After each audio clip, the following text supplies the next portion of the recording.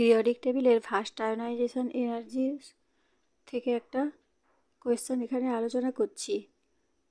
First ionization energy of sodium, magnesium, aluminium and silicon, এটার অর্ডারটা কি হতে পারে?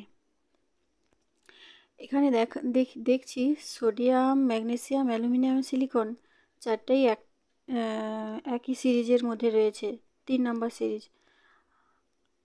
আর এগুলোর নিউক্লিয়ার চার্জ কিন্তু পরপর বাড়ছে। সোডিয়াম, ম্যাগনেসিয়াম, অ্যালুমিনিয়াম, সিলিকন এগুলো পরপর বেড়েই যাচ্ছে। এর ইলেকট্রনিক কনফিগারেশান যদি দেখি, তবে ম্যাগনেসিয়ামের ক্ষেত্রে লাস্ট ইলেকট্রন হচ্ছে 3s2, এটা পুরো ফুললি ফিল্ড অবস্থায় আছে, সেই জন্য এটা মোর স্টেবল।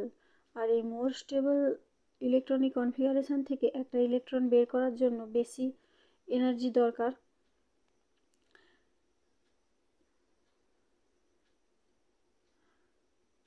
সেই জন্য ফার্স্ট আয়োনাইজেশন এনার্জিটা পরে যে অ্যালুমিনিয়াম আছে অ্যালুমিনিয়ামের থেকে বেশি হবে।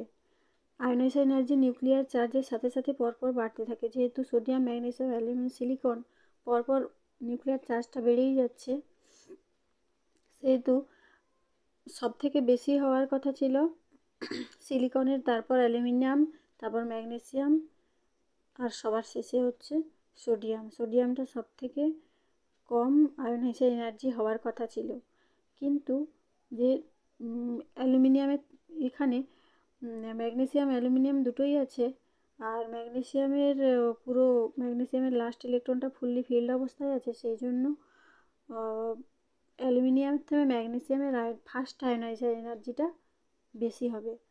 আর যেটা হওয়ার কথা ছিল এক্সপেক্টেড অর্ডার,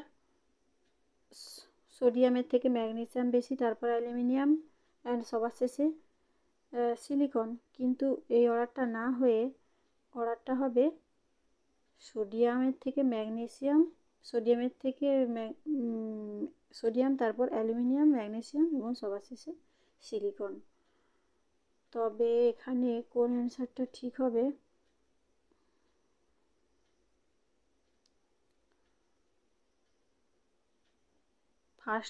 ফার্স্ট অপশানটাই সঠিক।